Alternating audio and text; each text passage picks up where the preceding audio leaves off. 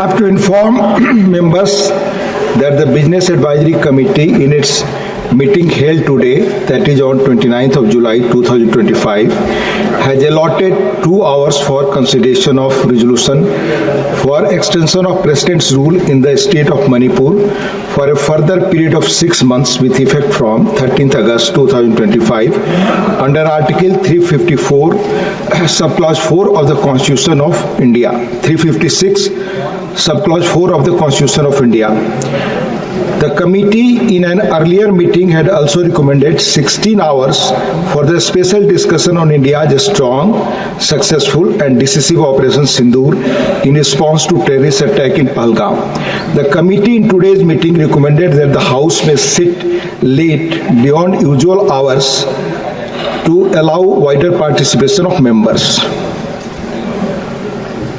A special discussion on India's strong, successful and decisive Operation Sindoor in response to terrorist attack in Pahalgam. We now begin the discussion on Operation Sindoor. Please let me complete. A decisive and well-executed response by India to the recent terrorist attack in Pahalgam.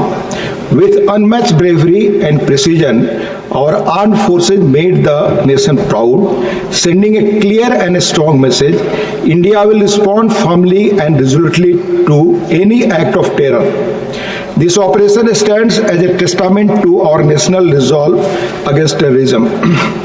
As we engage in this important discussion, I urge members to be mindful of the subject's sensitivity.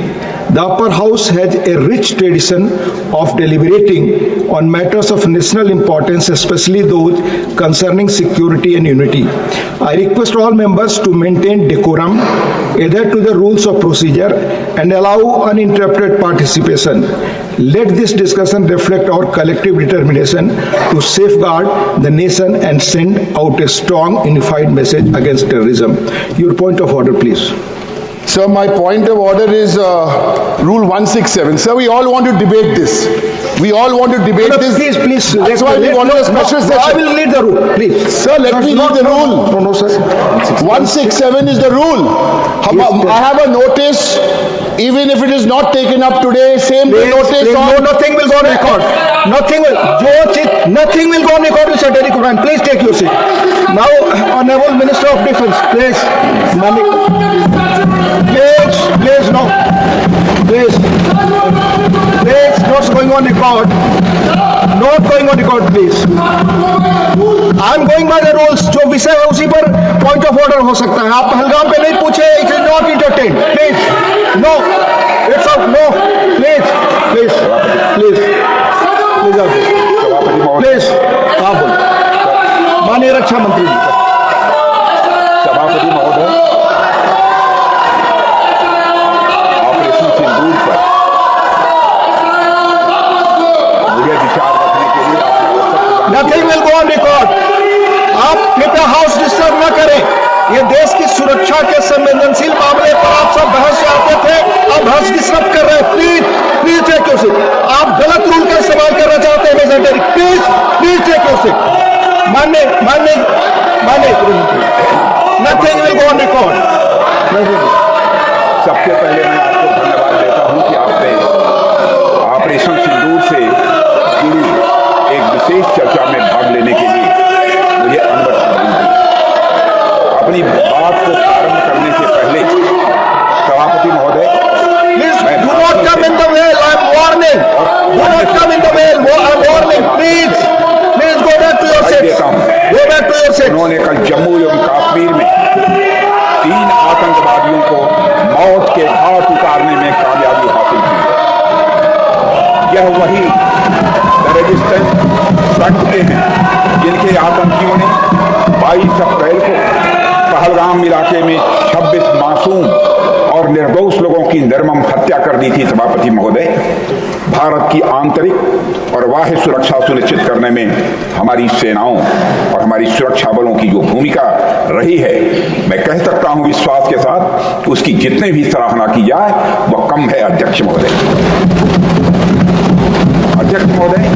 आज ही हमारे सहयोगी गृह मंत्री श्री अमित शाह जी द्वारा लोकसभा में एक विस्तृत जानकारी दी गई है कि कल सेना, सीआरपीएफ और जम्मू कश्मीर के पुलिस के जवानों ने जो एक ऑपरेशन किया है, मैं संक्षेप में उसकी जानकारी रखना चाहता हूं जो गृह मंत्री ने लोकसभा में दी है कि पहलगाम में हुए आतंकी हमले के बाद की गई जांच में हमारे सिक्योरिटी एजेंसी को कई महत्वपूर्ण सुराग मिले थे, जिनके आधार पर पूरे इलाके में काउंटर टेररिस्ट ऑपरेशन चलाया गया और इन आतंकियों के पास पाए गए हथियारों की फॉरेंसिक एनालिसिस भी की गई है, जिससे यह पूरी तरह से स्पष्ट हो चुका है वे वही हथियार हैं जिनका इस्तेमाल पहलगाम में हुए आतंकी हमलों में किया गया था।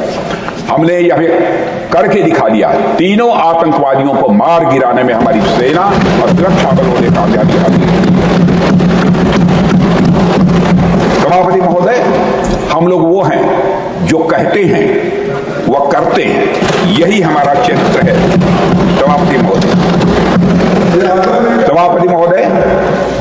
सभापति महोदय, जैसा कि सदन को जानकारी है कि 6 और 7 मई 2025 को भारतीय सेनाओं ने ऑपरेशन सिंदूर के नाम से एक ऐतिहासिक सैन्य कार्रवाई को अंजाम दिया। यह केवल एक सैन्य कार्रवाई नहीं थी सभापति महोदय, बल्कि यह भारत की संप्रभुता और आतंकवाद के खिलाफ हमारी नीति का एक प्रभावी प्रदर्शन था। सभापति महोदय, 22 अप्रैल 2025 को जम्मू कश्मीर के पहलगाम इलाके में आतंकवादियों ने एक बड़ी कायराना हरकत करते हुए सरेआम 25 भारतीय और एक नेपाली नागरिक की हत्या कर दी थी। वे लोग वहां जब निर्दोष लोगों को मार रहे थे तो उनका धर्म पूछकर मार रहे थे। सभापति महोदय, यह इतिहास की एक ऐसी घटना थी जो साफ बता रही थी कि सीमा पार से आतंकवाद के जरिए भारत को तोड़ने की लगातार यह कोशिश की जा रही थी। इस हमले के तुरंत बाद हमारे प्रधानमंत्री श्री नरेंद्र मोदी जी ने तीनों सेनाओं के प्रमुखों के साथ एक बैठक की। मैं स्वयं उस बैठक में मौजूद था और उन्हें यह स्पष्ट छूट दी गई कि वे अपने विवेक, स्ट्रैटेजिक अंडरस्टैंडिंग और रीजनल सिक्योरिटी सिचुएशन को ध्यान में रखते हुए एक निर्णायक कार्रवाई करें ताकि पहलगाम की घटना से जुड़े आतंकियों और उनके आकाओं को यह स्पष्ट संदेश चला जाए कि भारत इस तरह के हमलों के जवाब में कठोर कार्रवाई करेगा। जिस हद तक जाना होगा भारत जाएगा। सभापति महोदय, इसके बाद हमारे सैन्य नेतृत्व ने न केवल अपनी मैच्योरिटी दिखाई है बल्कि इस स्ट्रेटेजिक विजडम का भी उन्होंने प्रदर्शन किया है, जिसकी उम्मीद भारत जैसी एक रिस्पांसिबल पावर से की जाती है। सभापति महोदय, ऑपरेशन सिंदूर को अंजाम देने से पहले हमारी सेनाओं ने हर पहलुओं पर बहुत ही गहराई से अध्ययन किया। हमारे पास कई विकल्प थे, लेकिन हमने उस विकल्प को चुना जिसमें आतंकवादियों और उनके ठिकानों को तो अधिकतम नुकसान पहुंचे मगर पाकिस्तान के आम नागरिकों की कोई क्षति न होने पाए, इसकी भी हम लोगों ने चिंता की। सभापति महोदय, हमारी सेनाओं के द्वारा की गई वेल कोऑर्डिनेटेड स्ट्राइक्स ने 9 टेररिस्ट इंफ्रास्ट्रक्चर टारगेट्स पर सटीक प्रहार किए और इस सैन्य कार्रवाई में एक अनुमान के अनुसार करीब 100 से काफी अधिक आतंकवादी, उनके ट्रेनर, उनके हैंडलर और सहयोगी मारे गए। इनमें से अधिकांश जैसे मोहम्मद, लश्कर-ए-तोयबा और हिजबुल मुजाहिदीन जैसे आतंकी संगठनों के से संबंधित थे। ये वही आतंकी संगठन हैं सभापति महोदय जिन्हें पाकिस्तान की सेना और आईएसआई का खुला समर्थन प्राप्त है। सभापति महोदय, हमारी कार्रवाई पूरी तरह से सेल्फ डिफेंस में थी। यह न तो प्रोएक्टिव थी और न ही एक्सपेंशनिस्ट थी। फिर भी 10 मई 2025 को रात लगभग 1:30 पर पाकिस्तान ने बड़े पैमाने पर भारत के ऊपर मिसाइल, ड्रोन और अन्य लॉन्ग रेंज वेपन्स का खुलकर इस्तेमाल किया। और इसके साथ साथ उन्होंने इलेक्ट्रॉनिक वॉरफेयर से जुड़ी टेक्नोलॉजीज का भी सहारा लिया। उनके निशाने पर भारतीय वायुसेना के अड्डे थे, थल सेना के एम्यूनिशन डिपोज थे, हवाई अड्डे थे और मिलिट्री कैंट थे। सभापति महोदय, मुझे यह कहते हुए इस सदन के समक्ष गौरव की अनुभूति हो रही है कि हमारे air defence system, counter drone system और इलेक्ट्रॉनिक इक्विपमेंट्स ने पाकिस्तान के इस हमले को पूरी तरह से नाकाम कर दिया। पाकिस्तान हमारे किसी भी टारगेट को हिट नहीं कर पाया सभापति महोदय, और हमारे किसी भी इंपॉर्टेंट एसेट को कोई नुकसान नहीं पहुंचा है। हमारी सुरक्षा व्यवस्था चाक चौबंद थी और हर हमले को हमने रोका। मैं इसके लिए भारतीय सेना के बहादुर सैनिकों की भूरी भूरी प्रशंसा करता हूं सभापति महोदय, जिन्होंने दुश्मनों के हर मंसूबे पर पानी फेर दिया। और मैं चाहूंगा पक्ष हो अथवा विपक्ष हो, सबको मिलकर एक बार इस सदन की मेज थपथपाकर हमारे भारत के सेना के जवानों का अभिनंदन किया जाना चाहिए। सभापति महोदय, पाकिस्तान के हमले के जवाब में हमारी कार्रवाई साहसिक, ठोस और प्रभावी रही है। भारतीय सेना ने वेस्टर्न फ्रंट पर पाकिस्तान के हवाई अड्डों, कमांड एंड कंट्रोल उनके जो सेंटर्स थे उसे, मिलिट्री इंफ्रास्ट्रक्चर्स और एयर डिफेंस सिस्टम को निशाना बनाया और इस मिशन को हमारी सेनाओं ने सफलतापूर्वक अंजाम देने में कामयाबी हासिल की है। सभापति महोदय, हमारी सेनाओं ने चकलाला, सरगोधा, रफीकी, सीट पर रहीम यार बोलना सही, प्लीज। जैकबाबा, सुक्कुर, बोलारी जैसे बड़े एयरबेस पर प्रहार किया और पूरी दुनिया ने भारतीय वायुसेना के शौर्य और पराक्रम की तस्वीरें देखी, सैटेलाइट इमेजरी लोगों ने देखी। सभापति महोदय, ऑपरेशन सिंदूर ट्राई सर्विसेज कोऑर्डिनेशन की एक शानदार मिसाल थी। भारतीय वायुसेना ने आसमान से हमले किए, हमारे थल सेना ने जमीन पर अपना मोर्चा संभाल लिया सभापति महोदय, और हमारे जवान नियंत्रण रेखा पर पूरी ताकत से डटे रहे और पाकिस्तान की हर हरकत का करारा जवाब दिया। भारतीय नौसेना ने भी उत्तरी अरब सागर में अपनी तैनाती मजबूत कर दी। भारतीय नौसैनिकों ने पाकिस्तान को यह साफ संदेश दे दिया कि हम समुद्र से लेकर जमीन तक सभापति महोदय पाकिस्तान के हर महत्वपूर्ण ठिकानों पर प्रहार करने में न केवल सक्षम हैं बल्कि हम पूरी तरह से तैयार हैं। सभापति महोदय, इस ऑपरेशन का मकसद आतंकी ठिकानों को तबाह करना था और यह साफ संदेश देना था कि भारत आतंकवाद के खिलाफ जीरो टॉलरेंस रखता है। सभापति महोदय, ऑपरेशन सिंदूर का ओवरऑल पॉलिटिको मिलिट्री ऑब्जेक्टिव यह था कि आतंकवाद के रूप में प्रॉक्सी वार लड़ रहे पाकिस्तान को सजा दी जाए। इसी वजह से आर्म्ड फोर्सेस को पूरी आजादी दी गई थी कि वो अपने टारगेट्स खुद चुने और उसका करारा जवाब दें। सभापति महोदय, इस ऑपरेशन का उद्देश्य कभी भी युद्ध छेड़ना नहीं था, बल्कि फोर्स के डिमॉन्स्ट्रेटिव यूज से एडवर्सरी को झुकाने के लिए मजबूर करना था।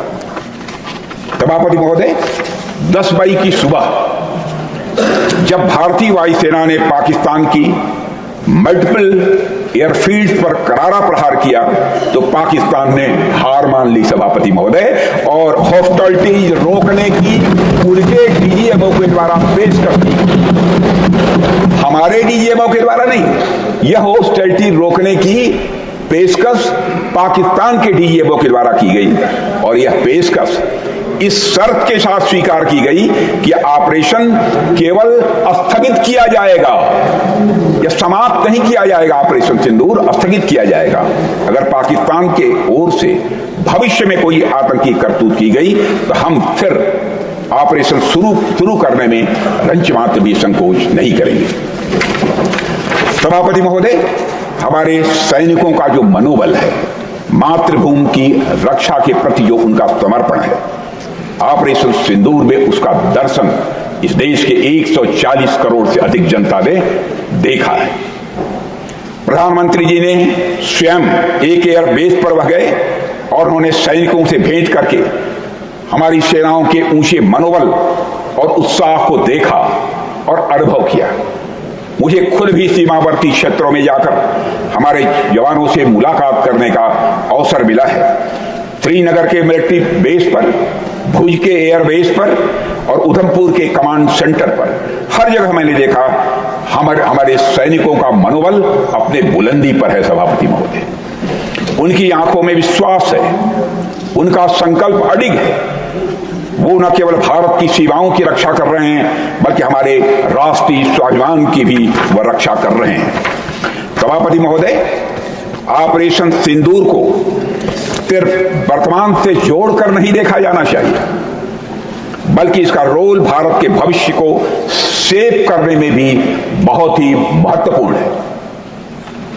महोदय, कोई भी व्यक्ति या राष्ट्र अपने चरित्र के अनुसार किसी मुद्दे पर रिएक्ट करता है, लेकिन उसका जो रिएक्शन होता है वह भी आगे चलकर कहीं न कहीं उसके चरित्र को प्रभावित करता है। इसलिए कोई भी बड़ा कदम उठाते समय वर्तमान के साथ साथ भविष्य की संभावनाओं का भी ध्यान रखा जाना चाहिए। और सभापति महोदय, यह हमारे इतिहास का एक कटु सत्य है कि लगभग 800 वर्षों की गुलामी के बाद यह माना जाने लगा था कि हिंदुस्तान की जनता स्वभाव से बहुत आक्रामक नहीं है बल्कि बेहद शांतिप्रिय है। हमारे बारे में एक ऐसी आम धारणा लंबे समय तक बनी रही है। आप पश्चिम का साहित्य उठाकर देख लीजिए, आप मध्यकालीन इस्लामिक लिटरेचर उठाकर देख लीजिए सभापति महोदय, हर जगह हिंदुस्तानियों को कमतर दिखाने की कोशिश की गई है। आप सोचिए कि एक राष्ट्र के चरित्र के लिए कितना अपमानजनक था। इसलिए जब अंग्रेजों के खिलाफ चंद्रशेखर आजाद और सरदार भगत सिंह जैसे क्रांतिकारियों ने अपना दमखम दिखाया तो हमने उसे डिस्कवरी ऑफ इंडिया की तरह देखा, जबकि वास्तव में वह रीडिस्कवरी ऑफ इंडिया थी। हमारे क्रांतिकारियों ने यह दिखाया सभापति महोदय कि हम भीरू नहीं हैं, हम कायर नहीं हैं, बल्कि हम आत्मसम्मान के लिए, अपनी सुरक्षा के लिए लड़ना जानते हैं और किसी हद तक जाने की हम कुव्वत रखते हैं। सभापति महोदय, मैं डिस्कवरी के बजाय रीडिस्कवरी शब्द का प्रयोग यहां इसलिए कर रहा हूं क्योंकि आप पौराणिक काल से देखिए, हमारे देवी देवता, चाहे वो भगवती मां दुर्गा हो, चाहे देवाधिदेव महादेव हो, चाहे मर्यादा पुरुषोत्तम भगवान राम हो या फिर भगवान कृष्ण हो, हमारे आराध्य देवों ने हमेशा शस्त्र भी धारण किया है और अपने शत्रुओं का जरूरत पड़ने पर संहार भी किया है। उन्होंने हमारे इन महापुरुषों ने, इन देवताओं ने हमें कभी कायरता का पाठ नहीं सिखाया है सभापति महोदय। गोस्वामी तुलसीदास जी एक जगह कहते हैं रामायण में, तुलसी मस्तक तब नवे जब धनुष बाण ले हाथ, अर्थात हे प्रभु, आप कितने ही सुंदर, सलोने और सुशील हैं, बहुत अच्छी बात है, पर तुलसी का मस्त आपके सामने तब झुकेगा जब आप धनुष बाण अथवा अपनी शक्ति धारण करेंगे। समय का एक ऐसा दौर आया जब हिंदुस्तानियों को कमजोर समझा जाने लगा था सभापति महोदय, लेकिन अब हम अपनी पहचान को रीडिफाइन कर रहे हैं, पुनर्परिभाषित कर रहे हैं, और ऑपरेशन सिंदूर उसी का ही एक शानदार उदाहरण है। सभापति महोदय, आतंकियों ने भारत को एक सॉफ्ट स्टेट समझ रखा था। उनके लिए भारत पर आतंकवादी हमला करना एक तरह से लो कास्ट और हाई रिटर्न का यह मामला बन गया था। 2-4 उनके नौसिखिए रंगरूट आते थे और हमारे नागरिकों को हताहत करके चले जाते थे। पहले की सरकारें चुपचाप यह तमाशा देखती रहती थी, इसलिए आतंकियों को लगा कि भारत अब एक सॉफ्ट स्टेट बन चुका है। सभापति महोदय, इकोनॉमिक्स की एक थियरी है और आप जैसे स्वाध्यायी लोगों ने उस थियरी को जरूर पढ़ा होगा। वह इकोनॉमिक्स की थियरी है गेम थ्योरी, और यह थ्योरी बताती है कि जब हमारे चिदंबरम साहब भी अच्छी तरह जानते होंगे इस इकोनॉमिक्स की थियरी को, गेम थियरी, यह थियरी बताती है कि जब किसी को यह लगता है किसी काम में लो कास्ट और हाई रिटर्न है तो उस व्यक्ति को वह काम करने में मजा आता है। सभापति महोदय, पाकिस्तान ने और आतंकवादियों ने इसी गेम थियरी के अंतर्गत भारत को हमेशा अपने टारगेट पर रखा, लेकिन माननीय प्रधानमंत्री श्री नरेंद्र मोदी के नेतृत्व में हमने यह सुनिश्चित किया है कि हम पाकिस्तान के लिए इस पेज ऑफ कैलकुलस को चेंज करेंगे और हम आतंकवाद को उनके लिए एक कास्ट मिस एडवेंचर बनाकर ही रहेंगे, ताकि आतंकवादियों के जेहन में यह बात बैठ जाए और अच्छी तरह बैठ जाए कि यदि हमारे एक भी भारतीय नागरिक को कुछ हुआ तो उनके पूरे आतंक ठिकानों को हम जड़ से नेस्त नाबूद कर दें। इसलिए सभापति महोदय, मैं मानता हूं कि प्रधानमंत्री मोदी जी के नेतृत्व में किया गया ऑपरेशन सिंदूर एक गेम चेंजर साबित हुआ है।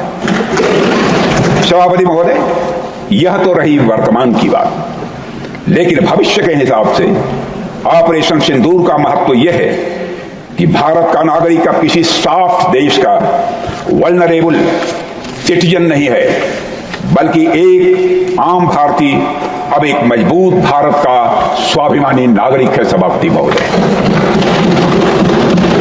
अभी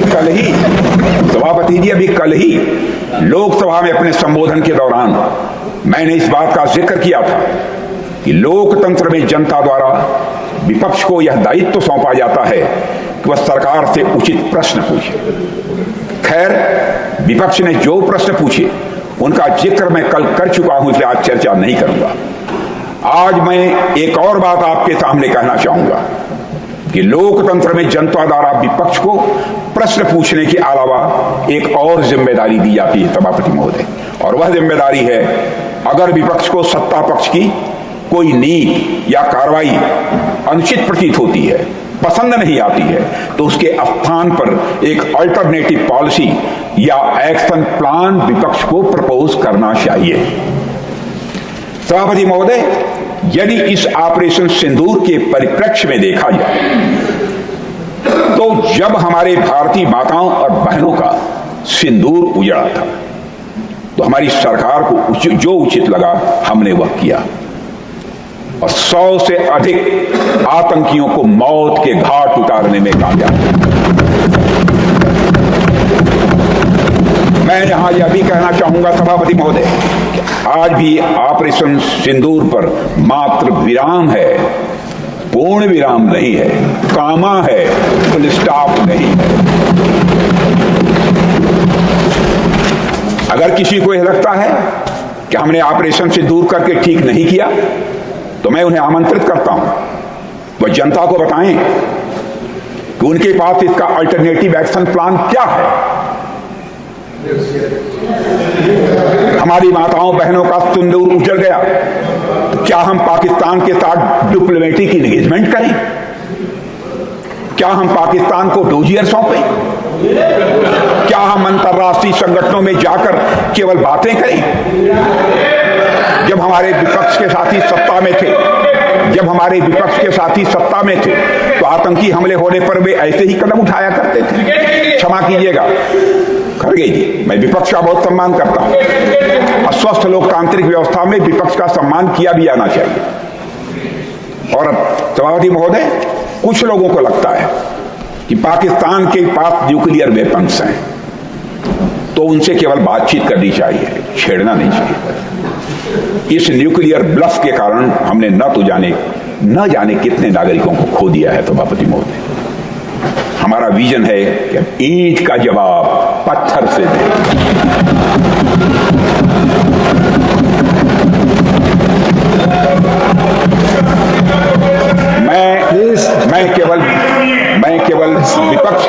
मैं केवल विपक्ष के सम्मानित सदस्यों से ही नहीं बल्कि सभी सम्मानित सदन के सदस्यों से मैं कहना चाहूंगा, आज नागपंचमी है।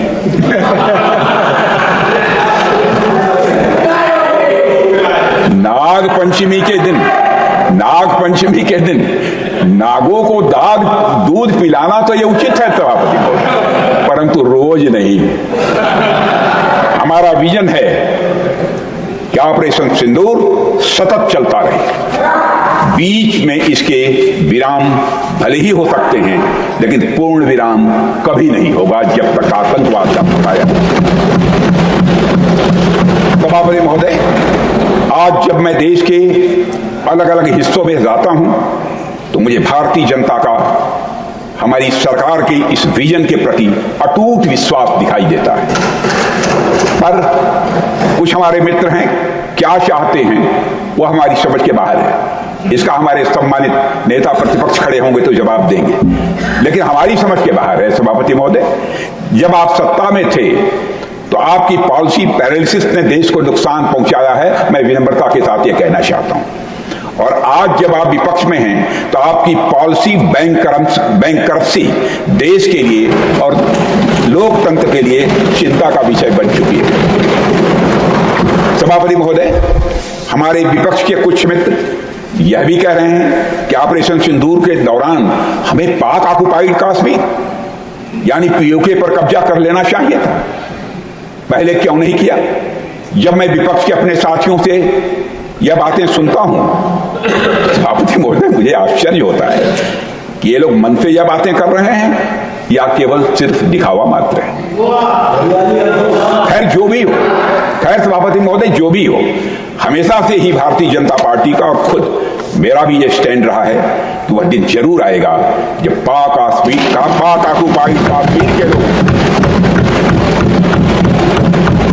पाक ऑक्युपाइड कश्मीर के लोगों को भारत की शासन व्यवस्था का अंग बनने का सौभाग्य प्राप्त होगा।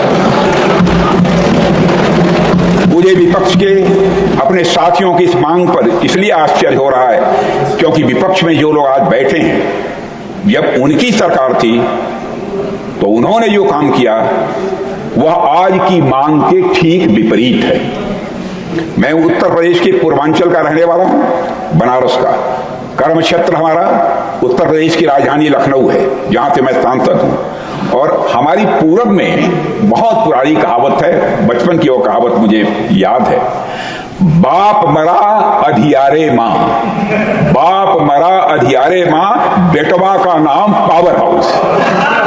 माने बाप तो अंधेरे में मर गया लेकिन बेटे का नाम पावर हाउस। यानी बाप जीवन भर अंधेरे में रहा और बेटे ने अपना नाम पावर हाउस रख दिया। सभापति महोदय, जब हमारे कुछ मित्र जो आज कभी सत्ता में थे, आज विपक्ष की चेयर पर बैठे हैं, जब वो देश की शासन व्यवस्था चला रहे थे तो उन्होंने और उनके पॉलिटिकल सीनियर्स ने भारत में हुए आतंकी हमलों के जवाब में पाकिस्तान पर कोई कार्रवाई नहीं की, क्योंकि उन्हें डर था कि पाकिस्तान एक न्यूक्लियर वेपन स्टेट है।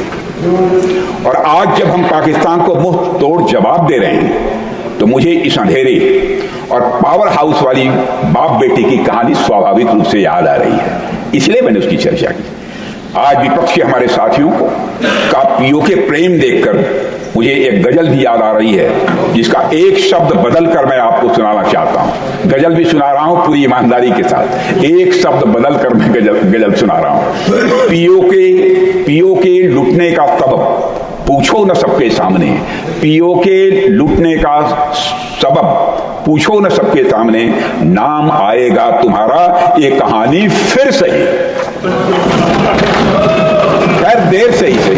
सभापति महोदय, खैर देर से ही सही, खैर देर से ही सही। Take your seat. You are not allowed. Mr. Abdul Shumar, take your seat. Nothing is going on. Take your seat. माननीय गृह मंत्री, मैंने खड़े होने दिए, खड़े हुए विपक्ष का ये फर्ज बनता है, खड़े होते हैं तो शोर मत पहुंचाइए, नहीं खड़े रहूंगी। खैर देर से ही सही, अगर विपक्ष के हमारे साथियों को सद्बुद्धि आई है तो मैं उन्हें आश्वस्त करता हूं कि देश की जनता का आशीर्वाद रहा और ईश्वर की इच्छा रही तो दिन दूर नहीं जब पाक ऑक्युपाइड कश्मीर लोगों को भी घर वापसी होगी। और वह दिन, सभापति महोदय, सदन में मैं बहुत सोच समझकर नाप तोल कर बोल रहा हूं, वह दिन आएगा निश्चित समय नहीं बतला सकता, जरूर आएगा। जबकि पीओके के लोग, जबकि पाक ऑक्युपाइड कश्मीर के लोग बोलेंगे मैं भी भारत हूं।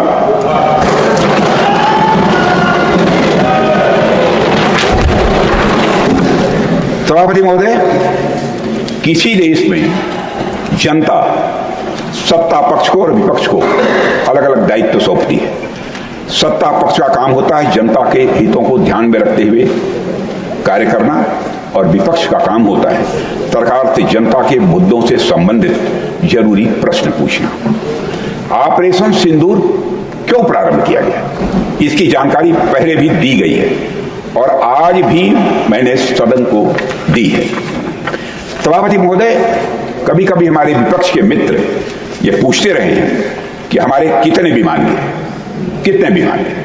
मुझे लगता है कि उनका यह प्रश्न हमारी राष्ट्रीय जनभावनाओं का सही प्रतिनिधित्व नहीं कर पा रहा। उन्होंने एक बार भी हमसे यह नहीं पूछा कि हमारी सेनाओं ने दुश्मन के कितने विमान गिराए। सभापति महोदय, मैं बताना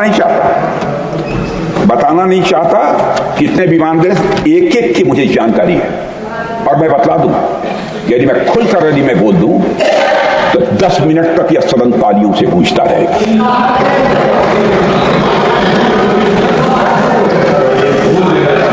यदि उन्हें प्रश्न पूछना ही है, सभापति महोदय, यदि यह प्रश्न पूछना ही है तो उनका प्रश्न यह होना चाहिए, क्या भारत ने आतंकवादी ठिकानों को तबाह किया? तो उसका उत्तर है हां, तबाह किया। मैं विपक्ष से कहना चाहता हूं कि आपको प्रश्न पूछना है तो यह प्रश्न पूछिए, क्या ऑपरेशन सिंदूर सफल रहा? तो उसका उत्तर है हां। आपको प्रश्न पूछना है तो यह प्रश्न पूछिए कि जिन आतंकियों ने हमारी बहनों, हमारी बेटियों का सिंदूर मिटाया, क्या हमारी सेनाओं ने ऑपरेशन सिंदूर में उन आतंकियों के आकाओं को मिटाया? तो इसका उत्तर है हां। और आपको प्रश्न पूछना है तो यह पूछिए, इस ऑपरेशन में क्या हमारे जाबाज सैनिकों की कोई क्षति हुई है? तो उसका उत्तर है नहीं, हमारे सैनिकों की कोई क्षति नहीं हुई। अब चूंकि विपक्ष के मित्र ऑपरेशन सिंदूर को लेकर उचित प्रश्न नहीं पूछ पा रहे हैं तो मैं उन्हें क्या बताऊं। मैं लगभग 40 वर्षों से राजनीतिक क्षेत्र में काम कर रहा हूं। सभापति महोदय, सत्ता पक्ष हो या विपक्ष हो, अपनी पार्टी हो या दूसरी पार्टी, कभी भी किसी के साथ दलगत राजनीति को मैंने शत्रुतापूर्ण तरीके से नहीं देखा है, कभी भी नहीं देखा। इसलिए आज अगर विपक्ष प्रश्न पूछने में असफल है तो मैं विपक्ष को उनके इस काम में थोड़ी सी मदद अपनी योग्यता क्षमता के अनुसार जो भी कर सकता हूं मैं करना चाहता हूं। मैं विपक्ष से यह कहना चाहता हूं, यदि आज हम लोग सत्ता पक्ष में हैं तो ऐसा नहीं है कि ताज जिंदगी हम लोग सत्ता पक्ष में ही बने रहेंगे भी बहुत लंबे समय तक, लेकिन ताज जिंदगी कोई न रहा है न रहेगा। एक लंबा समय हमने विपक्ष में काम किया है, लंबा समय विपक्ष में गुजारा है। एक लंबा समय हमने सरकारों से, उस समय की सरकारों से सवाल पूछने में भी लगाया है। जनता ने जब हमें विपक्ष में रहने का दायित्व सौंपा था तो हमने विपक्ष में रखकर विपक्ष की भूमिका को बड़े ही सकारात्मक तरीके से निभाया है। विपक्ष में रहकर हमने कैसे प्रश्न पूछे, इसके कुछ उदाहरण मैं आपके सामने रखना चाहता हूं। 1962 में 1962 में चीन के साथ हुए युद्ध में जब दुखद परिणाम आया तो हमने सरकार से प्रश्न जो पूछे थे, लेकिन वह प्रश्न यह था कि हमारे देश की धरती पर दूसरे देश का कब्जा कैसे हो गया प्रधानमंत्री? 62 में पूछा था। हमने यह प्रश्न पूछा था कि हमारी सेना और हमारी जनता को क्यों अपमानित होना पड़ा था। हमने यह प्रश्न पूछा था कि बड़ी संख्या में हमारे सैनिक हताहत क्यों हुए। हमने यह प्रश्न नहीं पूछा था कि हमारे टैंक, हमारी मशीनें, हमारी बंदूकें क्यों ध्वस्त हो गई, यह नहीं पूछा था।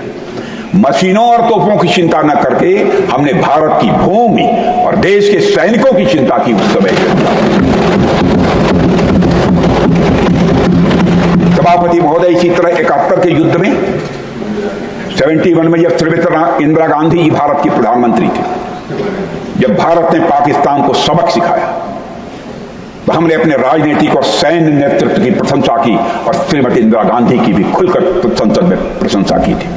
हमने इस बात की खुशी जाहिर की कि हमने अपने शत्रु को सबक सिखाया है। हमने उस दौरान यह प्रश्न नहीं पूछा था कि सबक सिखाने के दौरान ने भारत को क्या, कैसा और कितना नुकसान हुआ, यह प्रश्न नहीं किया। यदि मैं इसे और भी प्रैक्टिकल तरीके से समझाने की कोशिश करूं तो किसी भी परीक्षा में अंतिम परिणाम क्या रहा यही मायने रखता है, इसी का विशेष महत्व होता है। यदि किसी परीक्षा में कोई बच्चा अच्छे मार्क्स लेकर आ रहा है तो हमारे लिए उसके मार्क्स मैटर करने चाहिए।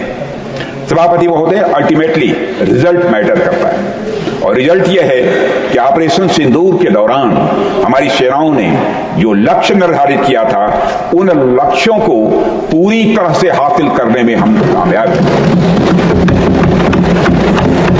सभापति महोदय, ऑपरेशन सिंदूर के माध्यम से हमने पूरी दुनिया को यह स्पष्ट संदेश दे दिया है कि आतंकवाद के खिलाफ भारत किसी हद तक जा सकता है। मैं प्रतिपक्ष के अपने साथियों से कहूंगा, राजनीति करने के लिए तो बहुत सारे विषय पड़े हुए हैं, उन पर बात करिए, उन पर हमारा विरोध करिए, किंतु ऐसा कुछ नहीं होना चाहिए कि सेना के मनोबल, सेना के शौर्य और पराक्रम से संबंधित किसी मुद्दे पर किसी प्रकार की राजनीति करने से हमें बचना चाहिए। यह मेरा विनम्र सुझाव है। और सभापति महोदय, मैं तो यही कहूंगा कि जब राष्ट्र की मांग में भारत माता की मांग में शौर्य का सिंदूर है तो उस पर राजनीति की धूल मत डालिए। भारत माता की मांग में शौर्य का सिंदूर है तब उस पर राजनीति की धूल मत डालिए। इतिहास ऐसे लोगों को कभी माफ नहीं करता है। सभापति महोदय, आज सारी दुनिया जान चुकी है कि पाकिस्तान आतंकवाद का मुख्य केंद्र है। जिस देश ने आतंक को अपनी स्टेट पॉलिसी के रूप में औजार बना लिया है उसके लिए लंबे समय तक यह खेल खेलना यह संभव नहीं है। जो लोग सांपों को अपने घर में पालते हैं, एक दिन वह सांप उन्हें भी डस लेता है। आतंकवाद का यह कारोबार आज पाकिस्तान को महंगा पड़ रहा है।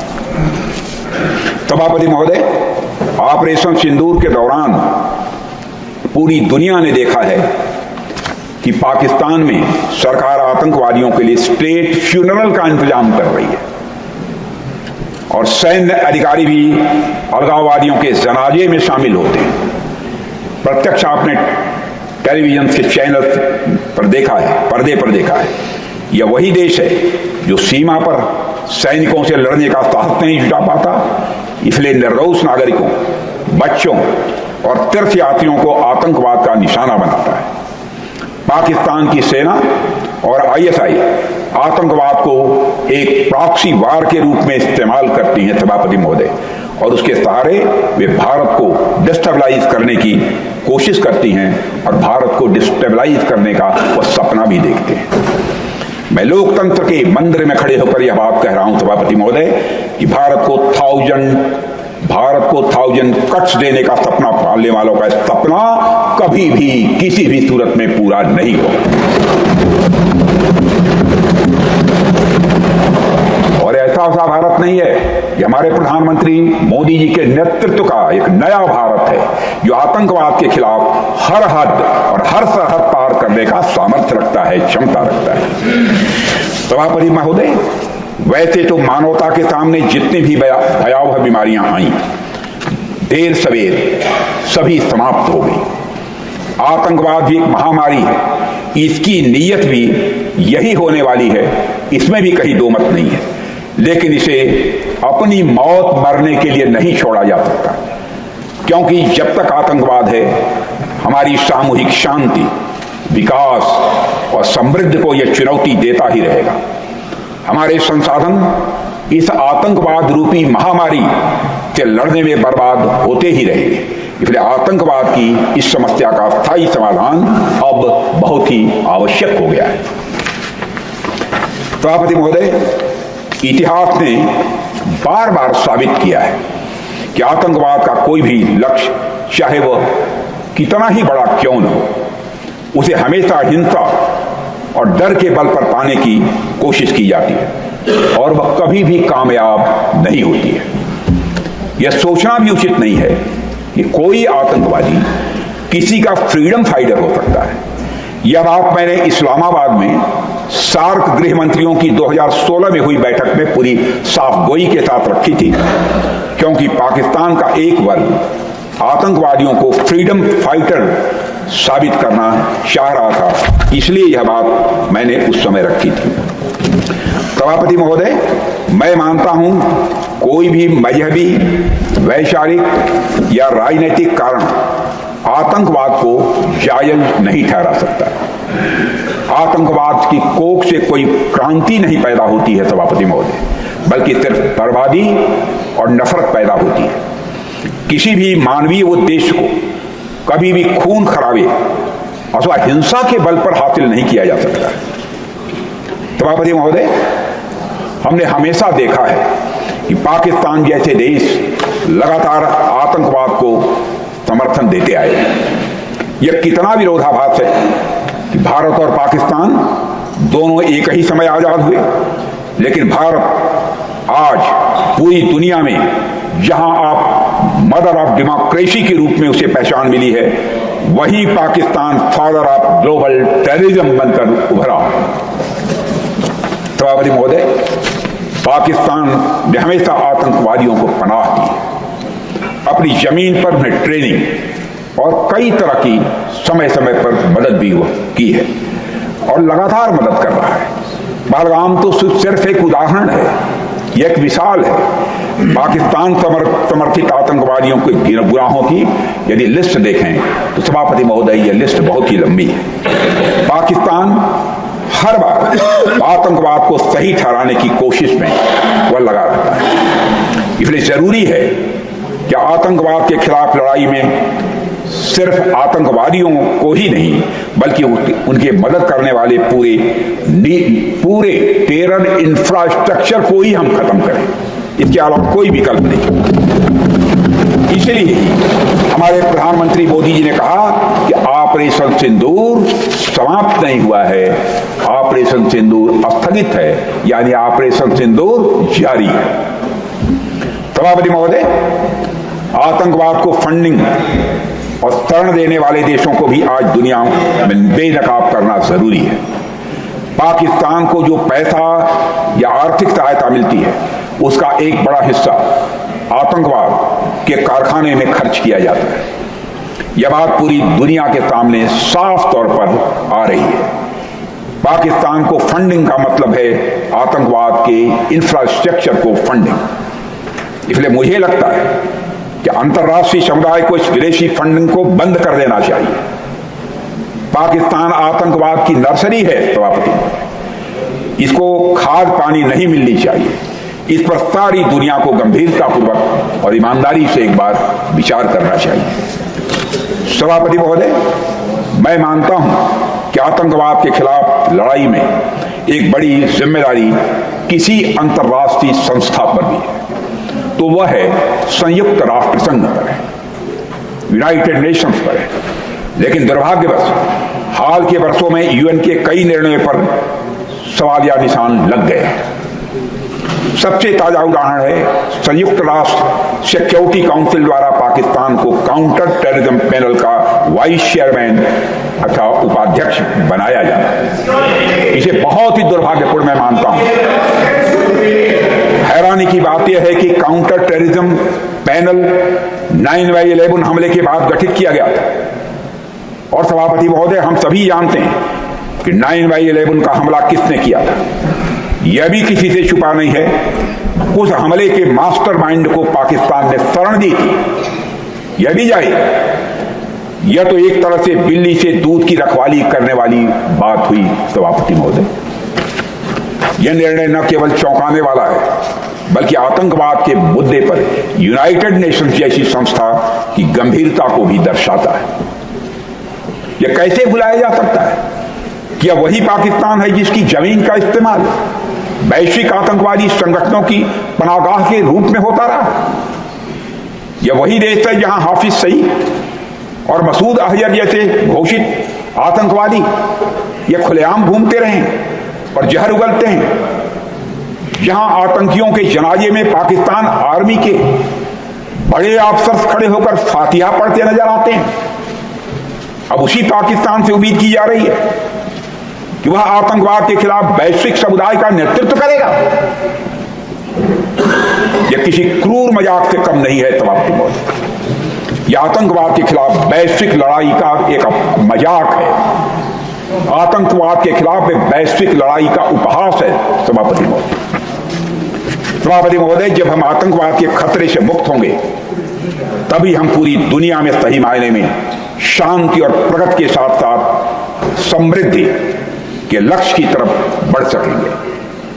यह सब तो पाकिस्तान की आम जनता भी चाहती है, मगर वहां के हुक्मरानों ने पाकिस्तान को तबाही के रास्ते पर डाल रखा है। कोई भी इंसान अपनी जड़ों को उजाड़ना नहीं चाहता है, लेकिन चूंकि उनके पास कोई क्लियर डायरेक्शन नहीं है, कोई रोड मैप नहीं है, इसलिए पाकिस्तान में आतंकवाद एक धंधा बन चुका है। सभापति महोदय, पाकिस्तान की कहानी ऐसी ही है। वो हमेशा किसी न किसी बाहरी शक्ति के दबाव में आता रहता है। आज पाकिस्तान की पीठ पर एक नहीं, आज पाकिस्तान की पीठ पर सभापति महोदय एक नहीं अनेक बैताल बैठे हुए हैं जो उसे प्रगति की राह पर जाने ही नहीं दे रहे हैं। भारत चाहता है आतंकवाद पाकिस्तान समेत पूरी दुनिया से खत्म हो, क्योंकि यह पूरी दुनिया के लिए एक गंभीर चुनौती है। मैंने तो पहले भी पाकिस्तान को सलाह दी थी और आज फिर मैं कहना चाहता हूं, अगर आपसे पाकिस्तान में आतंकवाद के खिलाफ प्रभावी कार्रवाई नहीं हो पा रही है तो भारत की मदद लीजिए। भारत मदद करने को तैयार है। सभापति महोदय, भारत की सेनाएं आतंकवाद के खिलाफ सरहद के इस पार और जरूरत पड़ी तो सरहद के उस पार भी प्रभावी कार्रवाई करने में सक्षम है। यह करके ऑपरेशन सिंदूर के दौरान हमारे सेना ने दिखा दिया है। यह तो पाकिस्तान ने भी ऑपरेशन सिंदूर के दौरान देख लिया है, साफ तौर पर देख लिया है। मगर पाकिस्तान है कि एक जिद्दी बच्चे की तरह सभापति महोदय मानता ही नहीं है, लेकिन मानेगा। इसलिए पूरी दुनिया के लिए जरूरी है कि पाकिस्तान पर आतंकवाद को लेकर हर तरह का रणनीतिक, कूटनीतिक, स्ट्रैटेजिक, डिप्लोमेटिक और आर्थिक दबाव, इकोनॉमिक प्रेशर जितना भी बनाया जा सकता है वो बनाए। पूरी दुनिया से मैं अपील करना चाहता हूं। सभापति महोदय, भारत के लिए शांति हमारी ये प्राथमिकता है, हमारी ये प्रायोरिटी है और हमारी शक्ति उसका आधार है। यह शक्ति हमारे सामर्थ्य से पैदा हुई है। सभापति महोदय, यह शक्ति हमारे सामर्थ्य से पैदा हुई है। यह सामर्थ्य पिछले 11 सालों में कई गुना बढ़ा है मोदी जी के नेतृत्व में। आज भारत विश्व की चौथी सबसे बड़ी अर्थव्यवस्था है और अभी आई मॉर्गन स्टैनली की रिपोर्ट के मुताबिक 2028 तक आते आते भारत विश्व की तीसरी सबसे बड़ी अर्थव्यवस्था बनने जा रहा है। सभापति महोदय, आर्थिक उन्नति के साथ साथ भारत के रक्षा क्षेत्र में 2014 से उल्लेखनीय परिवर्तन आया है। आज का भारत रक्षा के क्षेत्र में आत्मनिर्भरता और स्वदेशी उत्पादन की दिशा में तेजी से आगे बढ़ रहा है। आज हम हर दृष्टि से समर्थ भी हैं और सक्षम भी हैं। सभापति महोदय, हमारी सरकार ने आतंकवाद से निपटने के साथ साथ भारत की राष्ट्रीय सुरक्षा को भी मजबूत करने के लिए नई सोच के साथ एक नई रणनीति अपनाई है। आज जब हम आत्मनिर्भर भारत की बात करते हैं तो उसके सबसे मजबूत स्तंभों में से एक है हमारा डिफेंस सेक्टर, हमारा रक्षा का क्षेत्र।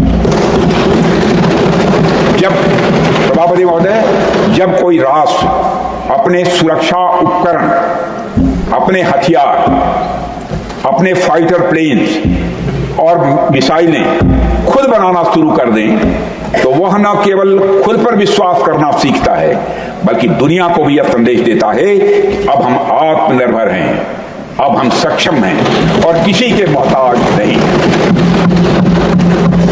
सभापति महोदय, भारत आज सिर्फ सीमाओं की रक्षा नहीं कर रहा है बल्कि एक ऐसी व्यवस्था खड़ी कर रहा है जो हमें सामरिक, आर्थिक और तकनीकी दृष्टि से लगातार मजबूत बना रही है। पहले हम रक्षा उपकरणों के लिए पूरी तरह से विदेशों पर निर्भर थे, लेकिन आज मैं पूरे गौरव के साथ कहना चाहता हूं, गर्व के साथ नहीं, गौरव के साथ, कि भारत डिफेंस के मामले में बड़ी तेजी से आत्मनिर्भर बन रहा है। भारत डिफेंस सेक्टर में 2014 के बाद से कई रक्षा क्षेत्र में उल्लेखनीय, बहुत ही रिमार्केबल चेंजेस हुए हैं, बहुत हुए।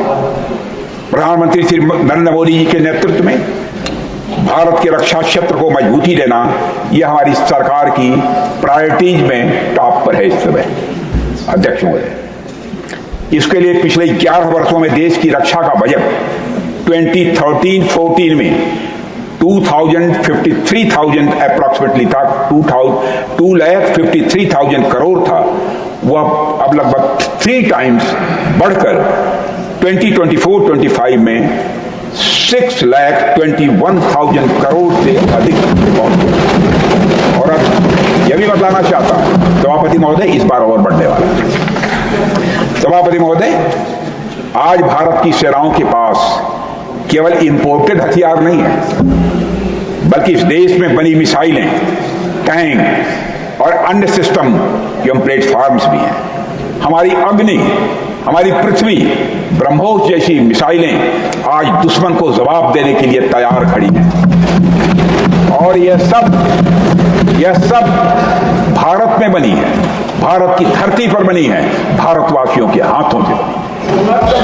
और अब हमारे देश में INS विक्रांत जैसे एयरक्राफ्ट, सभापति महोदय, INS विक्रांत जैसे एयरक्राफ्ट कैरियर बनाने की भी हमारी ताकत है, बनाया है।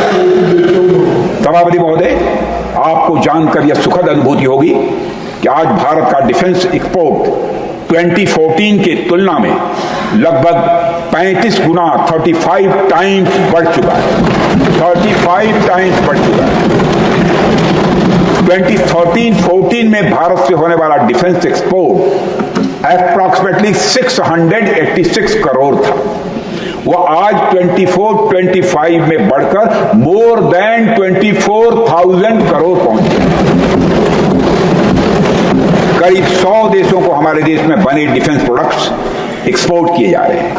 हमारा यह लक्ष्य है कि इस साल हमारा डिफेंस एक्सपोर्ट 30,000 करोड़ रुपए और 2029 आते आते 50,000 करोड़ रुपए तक पहुंच जाए।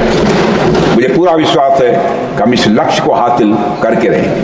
आज हम दुनिया की टॉप 10 एक्सपोर्टर्स कंट्रीज की कतार में आकर खड़े हो गए हैं। सभापति महोदय, सभापति महोदय, हम अपने प्रयासों में कितना सफल रहे हैं इसकी एक झलक आप ऑपरेशन सिंदूर के दौरान देख चुके हैं। वैसे तो रक्षा मंत्रालय समय समय पर डिफेंस एक्सपो करता रहता है, लेकिन दुनिया ने real time defence expo operation Sindoor के दौरान देखा है। मुझे पूरा विश्वास है कि भारत जल्द ही रक्षा क्षेत्र में पूरी तरह से आत्मनिर्भरता के लक्ष्य को हासिल करेगा। सभापति महोदय, भारत की रक्षा तैयारी मजबूत रखना यह एक दिन का काम नहीं है। सभापति महोदय, हमने सेनाओं को मजबूती देने के लिए और किसी भी आपात स्थिति से निपटने के लिए इमरजेंसी प्रोक्योरमेंट की भी कई बार छूट दी है, जिसका सेनाओं ने पूरा लाभ उठाया है, वह महसूस करते हैं। पाकिस्तान ही नहीं, भारत की तरफ टेढ़ी निगाह से देखने वाले हर देश को सभापति महोदय यह समझ लेना चाहिए कि आज भारत की सेनाओं में हर हालात से निपटने की ताकत भी है और हमारी सेनाओं की कुव्वत भी। हम जानते हैं कि ऑपरेशन सिंदूर के दौरान कौन सा देश क्या कर रहा था। जानते हैं हमने ऑपरेशन सिंदूर के माध्यम से पाकिस्तान को सह देने वाली ताकतों को भी संदेश दे दिया है। सभापति महोदय, इस सदन को मैं अवगत कराना चाहता हूं। सभापति महोदय, पाकिस्तान के हुक्मरान जानते हैं कि उनके सैनिक युद्ध के मैदान में भारत से कभी जीत नहीं सकते, इसलिए वे आतंक को पालते हैं, उन्हें प्रशिक्षण देते हैं और फिर खड़े होकर सारी दुनिया के सामने अपने को निर्दोष साबित करने की कोशिश करते हैं। पाकिस्तान दोहरे मापदंड और झूठ की बुनियाद पर खड़ा दुनिया का एक ऐसा देश है जो फेल्ड स्टेट के तौर पर देखा जा रहा है। भारत ने ऑपरेशन सिंदूर के जरिए पूरी दुनिया को दिखा दिया है कि हम आतंकवाद के इस गंदे खेल को अब जड़ से खत्म करने का संकल्प ले चुके हैं। सभापति महोदय, आतंकवाद के विरुद्ध हमारी लड़ाई अब केवल सीमा पर नहीं बल्कि वैचारिक मोर्चे पर भी लड़ी जा रही है और इसी उद्देश्य से हमारे प्रधानमंत्री जी ने कई उच्च स्तरीय समितियों का गठन भी किया है और उसमें विभिन्न राजनीतिक दलों के रिप्रेजेंटेटिव्स शामिल रहे हैं और इस समिति ने वैश्विक मंचों पर जाकर भारत की बात को बहुत ही प्रभावी तरीके से रखा है और आतंकवाद के विरुद्ध वैश्विक समर्थन को भारत के प्रति मजबूत किया है। मैं प्रतिनिधिमंडल के सभी सम्मानित सदस्यों का अभिनंदन करता हूं, उनका स्वागत करता हूं। सभापति महोदय, ऑपरेशन सिंदूर को लेकर सर्वदलीय बैठक भी हुई। हमारे इस सदन के सम्मानित नेता प्रतिपक्ष आदरणीय खड़गे जी भी इस बैठक में मौजूद थे। मुझे इस सदन को बताते हुए हर्ष हो रहा है कि ऑपरेशन सिंदूर के दौरान हर राजनीतिक दल ने, खड़गे साहब जी थे, हर राजनीतिक दल ने अपने मतभेद भुलाकर देश हित में सेना और सरकार के प्रति अपना पूरा समर्थन दिया। यही हमारे देश के लोकतंत्र की मजबूती है, यही हमारे देश के लोकतंत्र की ताकत है, यही हमारे देश के लोकतंत्र की खूबसूरती है। सभापति महोदय, जैसा कि हमारे माननीय प्रधानमंत्री जी ने भी कहा है कि ऑपरेशन सिंदूर सिर्फ रुका है, समाप्त नहीं हुआ है। यदि आवश्यकता पड़ी, यदि पाकिस्तान फिर किसी नापाक हरकत की कोशिश करता है तो हम और भी कठोर और भी निर्णायक कार्रवाई के लिए पूरी तरह से तैयार हैं। सभापति महोदय, हमने सभापति महोदय यह स्पष्ट कर दिया है, भारत किसी भी तरीके से न्यूक्लियर ब्लैकमेलिंग या अन्य दबावों के आगे झुकने वाला नहीं है। सभापति महोदय, ऑपरेशन सिंदूर के माध्यम से जो हमने किया और उसके पहले सर्जिकल स्ट्राइक और एयर स्ट्राइक के जरिए जो संदेश दिया गया वो बहुत पहले ही हो जाना चाहिए था। सभापति महोदय, हमारी सरकार की जो नीति है वह पहले की सरकारों को भी अपनानी चाहिए थी, अपना लिया होता तो अच्छा रहता। उन सरकारों को जिनके शासनकाल में भारत ने सबसे भीषण आतंकी हमला का सामना किया, जिनमें 2008 का मुंबई हमला था, आज भी हर हिंदुस्तानी के जेहन में जिंदा है। और मैं कहना चाहता हूं, कहना यह एग्जैगरेशन नहीं होगा, अतिशयोक्ति नहीं होगी कि यह न भूलने वाली त्रासदी है 2008 की। सभापति महोदय, कल मैंने लोकसभा में जिक्र किया था, यहां भी करना आवश्यक समझता हूं। श्री प्रणब मुखर्जी जी ने अपनी किताब द कोलिशन ईयर्स में लिखा है कि जब मुंबई अटैक हुआ था, India had evidence that the terrorist came from Karachi port. Pakistan के नॉन स्टेट एक्टर्स के बहाने को पूरी दुनिया में कोई मान नहीं रहा था, तो उन्होंने लिखा है, प्रणब मुखर्जी साहब ने लिखा है, and I quote, एमिड heated debates with the cabinet, amid heated discussions, amid heated debates within the cabinet, there was a demand for military intervention which I rejected. Unquote. भारतीय विदेश सेवा के एक वरिष्ठ अधिकारी ने भी अपनी किताब में इस बात की पुष्टि की है कि मुंबई हमले के तुरंत बाद एक उच्च स्तरीय बैठक हुई जिसमें तत्कालीन विदेश मंत्री प्रणब दा ने पूछा, व्हाट शुड बी डन? तो उस समय के विदेश सचिव शिवशंकर मेनन जी ने सुझाव दिया कि भारत मुरदके में लश्कर-ए-तोयबा के मुख्यालय पर क्रूज मिसाइल से हमला कर सकता है। यह सुनकर बड़ौदा ने चश्मा उतारकर साफ किया और सभी अधिकारियों को थैंक यू बोलकर बैठक समाप्त कर दी। सभापति प्लीज बैठकर नो नथिंग प्लीज चेयर पर बैठ कर ना बोले प्लीज प्लीज चेयर मेरे पास है प्लीज हमारे पास है प्लीज उस समय please Jairam ji please take your place please बैठ कर मैं जयराम जी मैं झूठ आप पक्का मानिए मैं सब करूँ please take your Jairam ji please take your seat मैं दूंगा इसका आप कहेंगे वो प्रमाण दे दूंगा। उस समय की सरकार ने सभापति महोदय जो उचित लगा वो किया, पर मैं मानता हूं कि अगर तब की सरकार ने भी 2016 जैसी सर्जिकल स्ट्राइक और 2019 जैसी एयर स्ट्राइक जैसे निर्णायक कदम उठाए होते तो पाकिस्तान को आतंकवाद के नफे नुकसान का अच्छे से अंदाजा हो गया। सभापति महोदय 2008 में मुंबई हमलों के बाद भी उस समय की सरकार ने बिना कोई कठोर कार्रवाई को किए अपना बातचीत की राह चुनी। प्लीज नहीं बैठकर प्लीज जयराम जी नहीं प्लीज टेक योर सीट। मैं स्पष्ट करना चाहता हूं प्लीज आपको मौका मिलेगा अपनी बात कहिएगा। No not allowed Jairam ji, it will not go the record, nothing is going on record. Jairam ji you are not allowed please. हमारे श्री जयराम जी रमेश हमारे बहुत मित्र हैं, गहरे मित्र हैं, हम लोग मिलकर बैठकर बात कर लेंगे।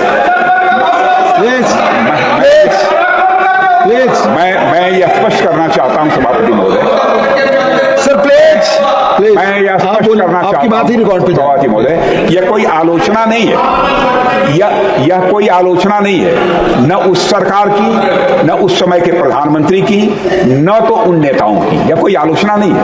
उस समय की लीडरशिप को जो सही लगा उन्होंने वही निर्णय लिया। मैं बस इतना कहना चाहता हूं सभापति महोदय, आज का भारत अलग सोचता है और अलग तरीके से काम करता है। आज मोदी जी के नेतृत्व में भारत वह देश नहीं रहा जो पहले था। आज भारत प्लीज सभापति महोदय प्लीज आज भारत डोजियर सौंप कर संतुष्ट होने में विश्वास नहीं करता है, बल्कि घुस करना।